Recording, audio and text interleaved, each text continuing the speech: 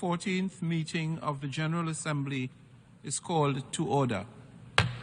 I now give the floor to His Excellency Subramaniam Jaishankar, Minister of External Affairs of India.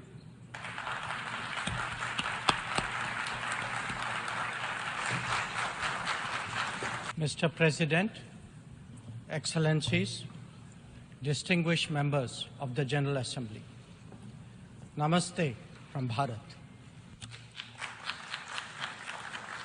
It was with a sense of exceptional responsibility that India took up the presidency of the G20.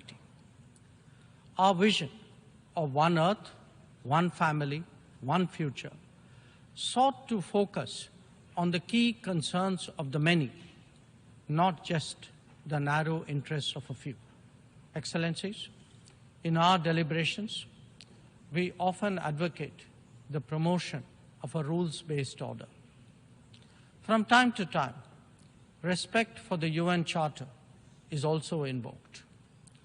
But for all the talk, it is still a few nations who shape the agenda and seek to define the norms. This cannot go on indefinitely, nor will it go unchallenged. A fair, equitable, and democratic order will surely emerge once we all put our minds to it. And for a start, that means ensuring that rule makers do not subjugate rule takers. After all, rules will work only when they apply equally to all. Mr. President, we must never again allow an injustice like vaccine apartheid to recur.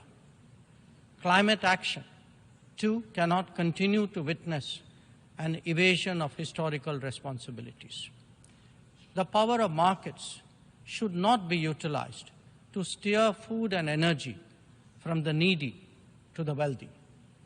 Nor must we countenance that political convenience determines responses to terrorism, extremism, and violence. Similarly, respect for territorial integrity and non-interference in internal affairs cannot be exercises in cherry-picking. When reality departs from the rhetoric, we must have the courage to call it out. Without genuine solidarity, there can never be real trust.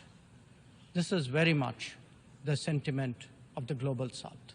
Next year, the United Nations will be hosting the Summit of the Future.